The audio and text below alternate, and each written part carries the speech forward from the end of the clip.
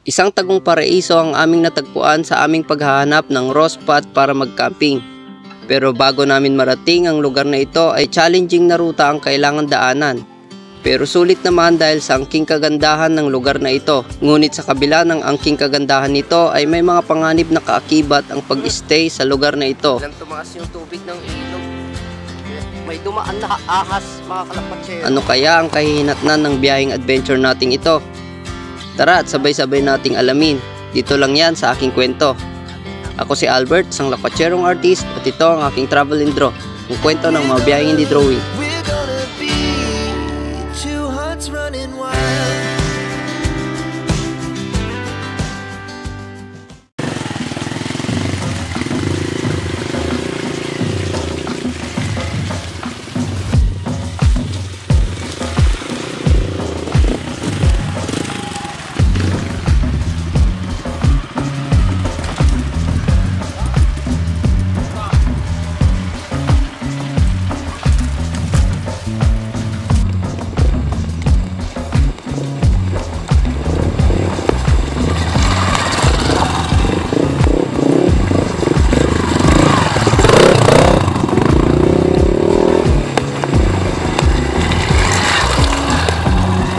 Welcome sa panibagong episode.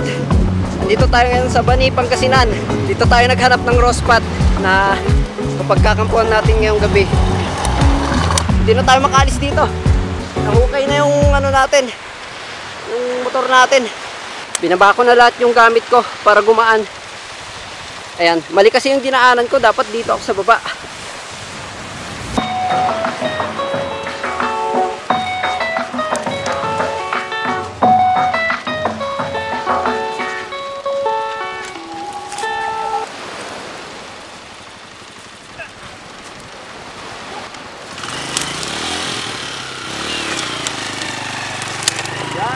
Si Kuya Eugene, nahukay na yung dredging ang nangyari. Ang mga kasama natin, si Sir Eugene ng Where's Next. Hello!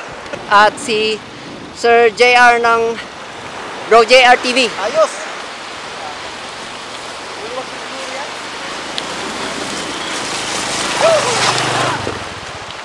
Shout out pala kay Kuya Direk.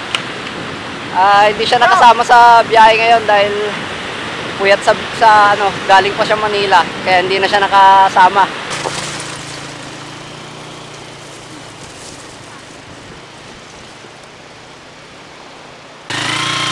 Napakaganda ng ating spot ngayon. Katabi natin yung ilog. Yan. Linisan muna natin itong ating napiling pwesto dahil maraming mga dahon-dahon.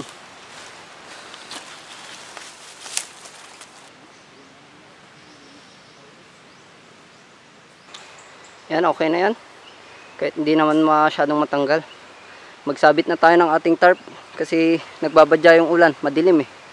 Kaya sabit na tayo para safety agad.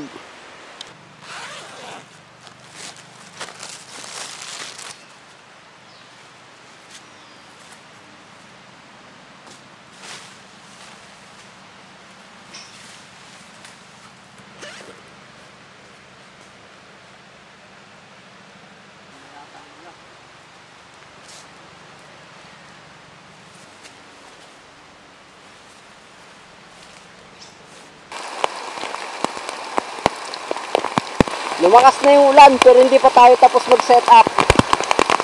Ayan, maliligo tayo sa ulan ngayon.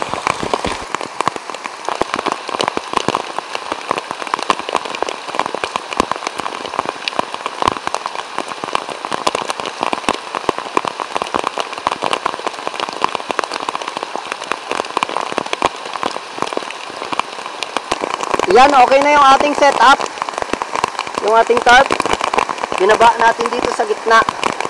Yan, para tuloy-tuloy lang yung tubig bumaba. Pwede pa nga natin maging water source to eh. May mga nakikita tayo ditong mga malalaking kahoy. Kunin natin to, kakailanganin natin sa gagawin nating higaan.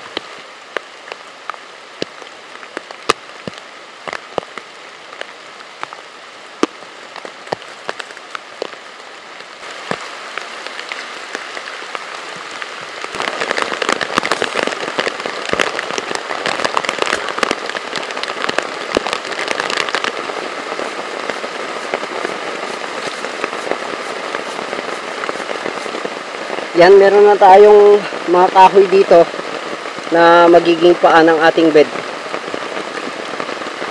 So, ang sunod na kailangan natin ay yung mahabang kahoy na ilalatag natin yan.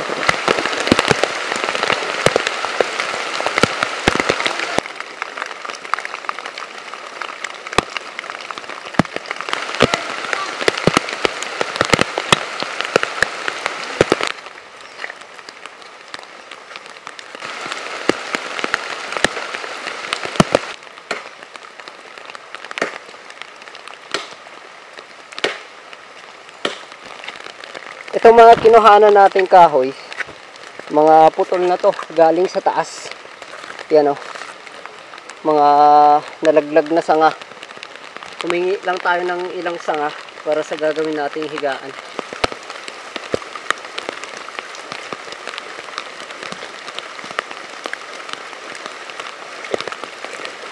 Isalansan lang natin yung mga kahoy tsaka kawayan dyan sa dalawang troso na nilagay natin kanina. Yun. So, ang susunod natin gagawin, lalagyan natin ng tusok dito para hindi umislide yung kawayan dito sa baba.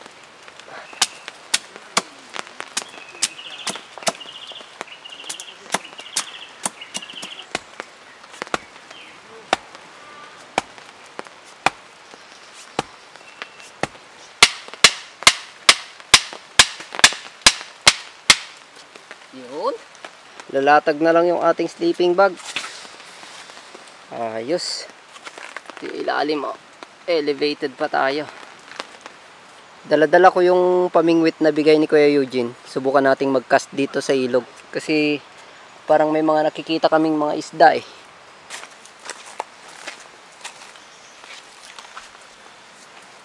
Para sa grupo.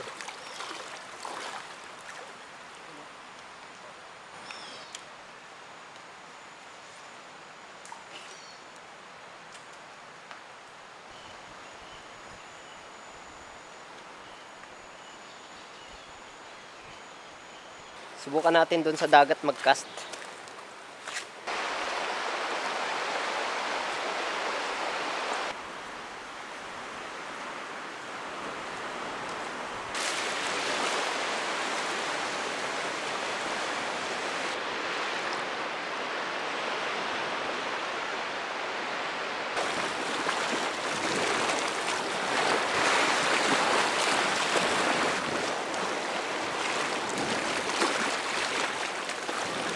Gawa tayo dito ng paglalagyan natin ng mga gamit na langgamin dito sa may tabi ng ilog para hindi nila maabot.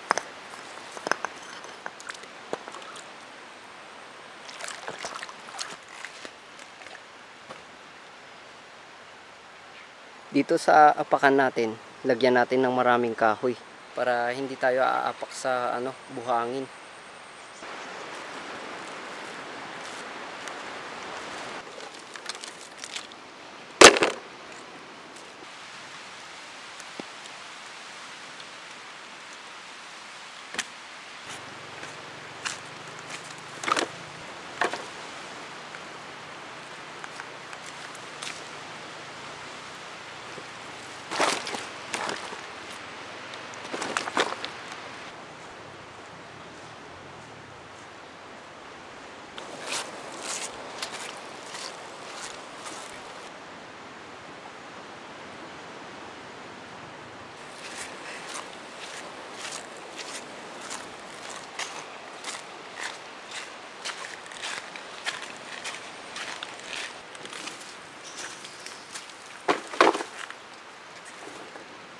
Isasalansan natin yan dito sa harap para matakpan yung mga buha-buhangin.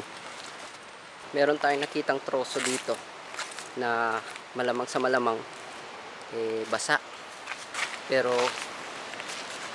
lagariin natin, subukan natin sibakin.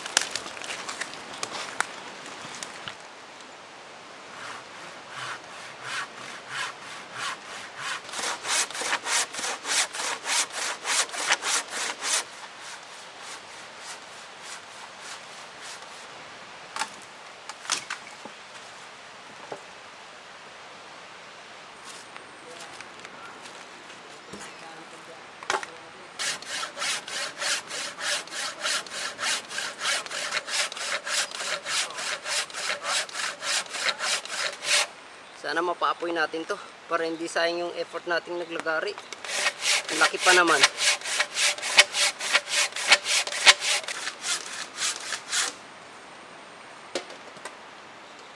Yun, nalagari na natin lahat. At sisibakin na natin to. Ayan o, tuyo sa gitna eh. Although basa sa gilid, pero dito sa gitna, tuyo.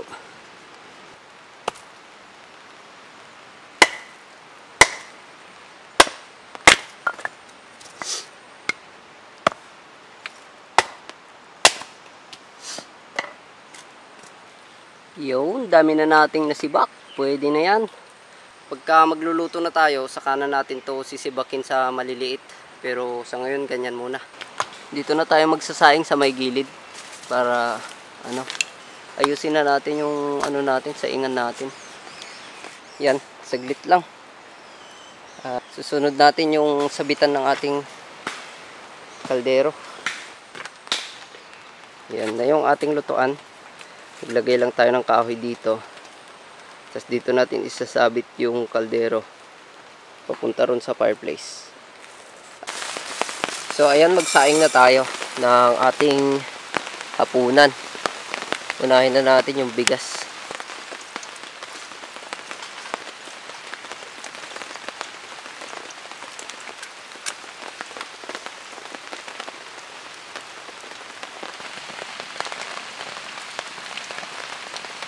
Umapoy naman kahit paano. Sana magtuloy-tuloy. See? Kahit gaano pa kabasa yung kahoy, pagka malaki yung pinili mo, kagaya ng mga yan, sisibakin mo lang yan, aapoy pa rin yan. Kasi hindi pa masyadong nakaka-penetrate yung tubig sa gitna. Proven and tested. Ilang beses na. Iayos na natin yung ating higaan para ready na para mamaya. Meron tayong dalang hamok, pero hindi natin yung gagamitin na pangduyan.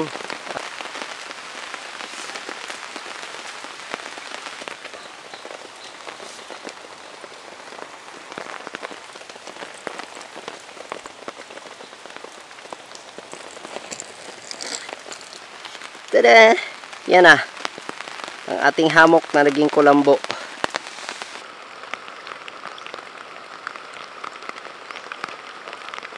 Luto na siguro to.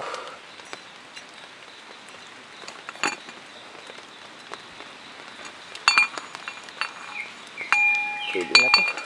Habang nag-aantay tayong magkaroon ng bagay yung ating siga, magpakulo muna tayo ng ating tubig para makapagkape din tayo. Ay! Ay! Namatay tuloy yung apoy. Nasayang pa yung tubig natin. Talian natin dito sa dalawang gilid na sa may hawakan para hindi malaglag. Yun oh. Okay na.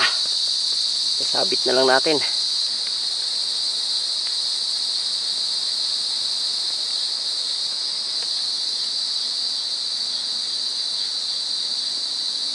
Gawa muna tayo ng barbecue stick para sa ating longganisa na lulutuin.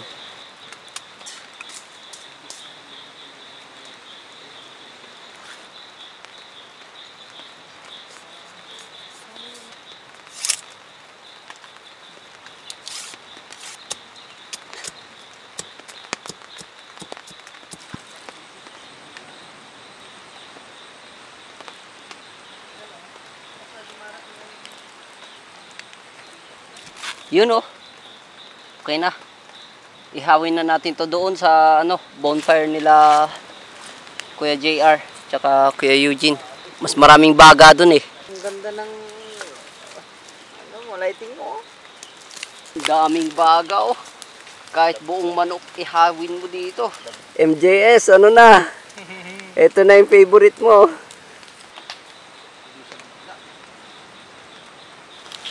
Uy, sarap. Putok-putok na oh. Nakakatakam. Uy, ayos.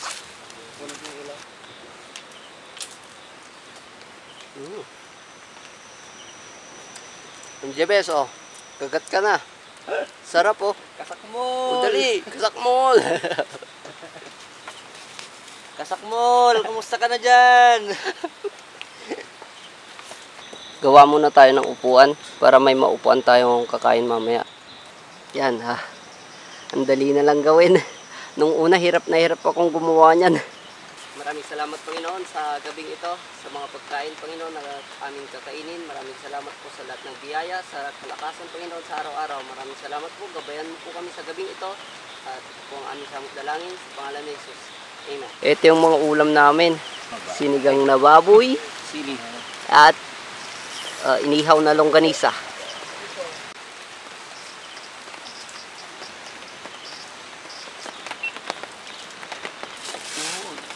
Sarap.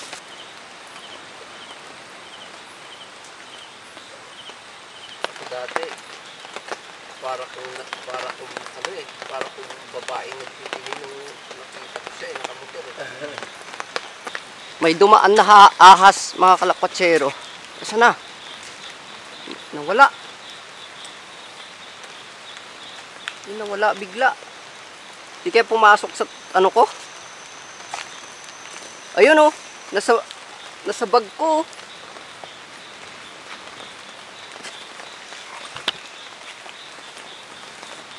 Doon ba? Wala na. Umakyat na. Pupunta sa akin dyan nga? Hindi. Lumangoy lang talaga siya sa ano.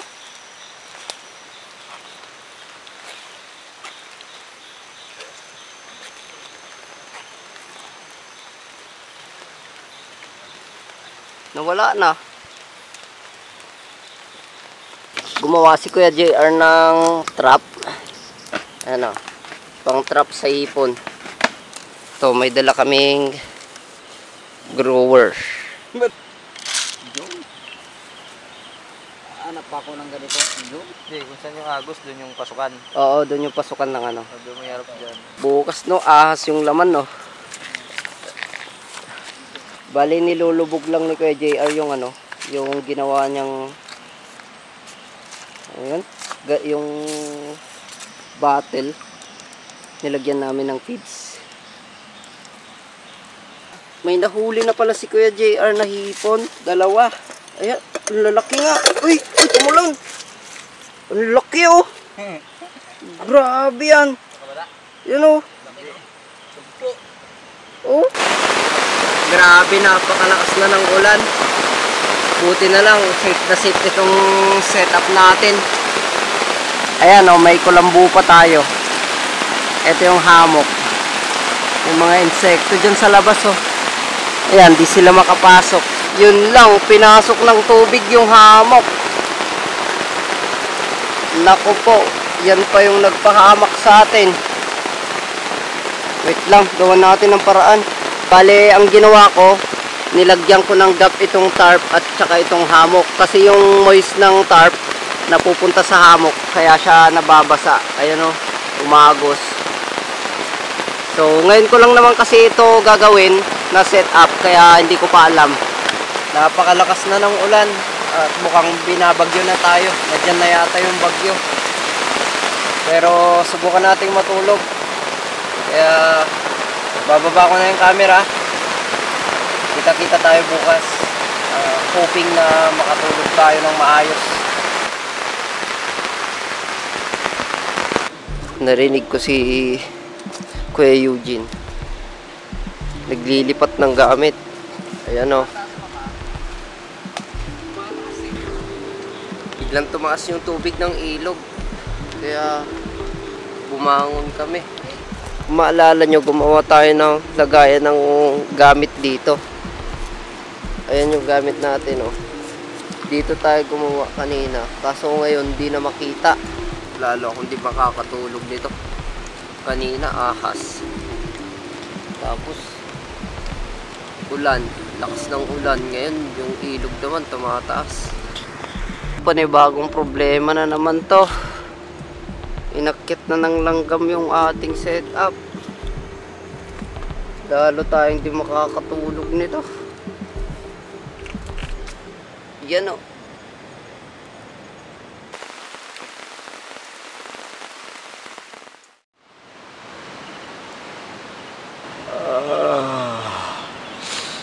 Good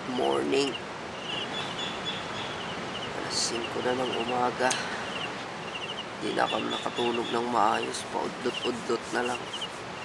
Maya't maya nagigising ako. Tumuha na yung liwanag.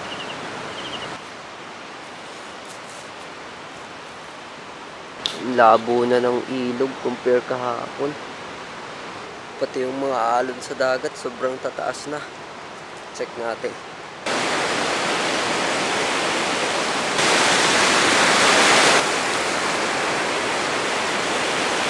Dito kami tumawid kahapon, pero ngayon imposible nang tumawid dito. Isa na lang talaga yung pwede naming daanan.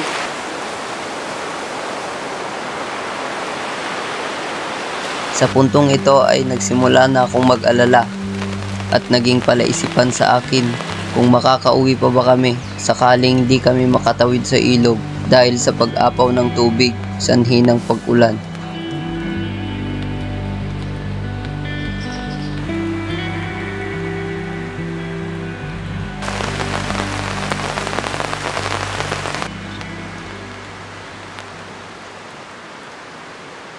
Yun, malapit nang lumitaw yung ating ginawang lagayan ng mga gamit kahapon. Lumiwanag na. Ayos. Sana tuloy-tuloy na to. Sana di naulan. Check namin ni Kuya Eugene yung tawiran doon sa kabila, yung sinabi ng lokal kahapon. Ayan. Check namin kung gaano kalalim. Panaginipan ko pa nga yung yung ahas eh.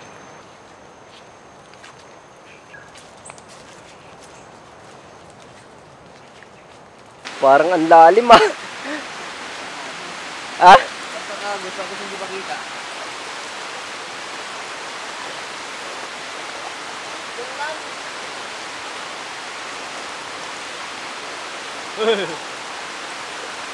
Oo.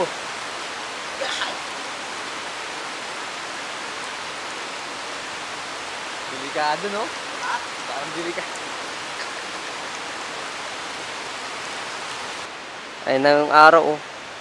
Dumudungaw, pag-asa. Magsaing tayo para makapag-almusal, para may lakas mamaya.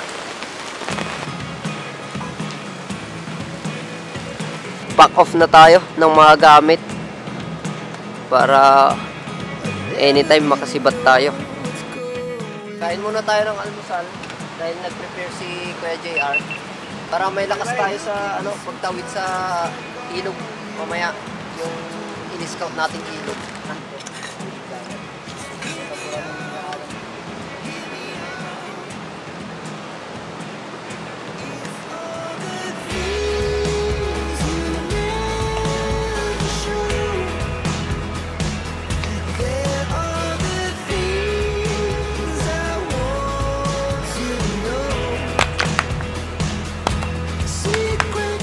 Siguro itong ginawa nating higaan, i-preserve na lang natin to para pagka may mga lokal na nagpunta o kaya may mga turista. Kasi may mga turista talaga dito na pumupunta. Meron silang maupuan. Alibay ko lang yun kasi tinatamad na ako. Unahin ko na tong motor na ilabas dun. Tapos balikan ko na lang yung mga gamit. Para dun na ako sa taas magtali. Para magaan.